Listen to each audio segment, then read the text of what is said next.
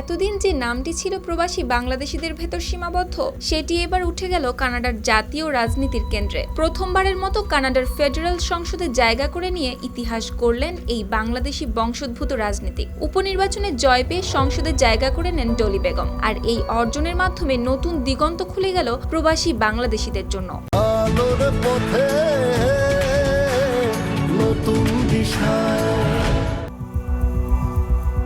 অন্টারিওর স্কারবোরা south West আসনে বড় আসনে জয় পান তিনি। নির্বাচনে তিনি পান 20,000-এর বেশি ভোট, যা মোট ভোটের প্রায় 70%। তবে এই আসনটি শূন্য হয়েছিল সাবেক এমপি বিল ব্লেয়ার পদত্যাগ করায়। এর আগে ডলি বেগম অন্টারিও প্রাদেশিক সংসদের সদস্য ছিলেন। সেখান থেকেই শুরু তার রাজনৈতিক যাত্রা, আর এবার পৌঁছে গেলেন জাতীয় পর্যায়ে। আর তার এই জয়কে প্রবাসী বাংলাদেশিরা দেখছেন দীর্ঘদিনের পরিশ্রমের স্বীকৃতি হিসেবে।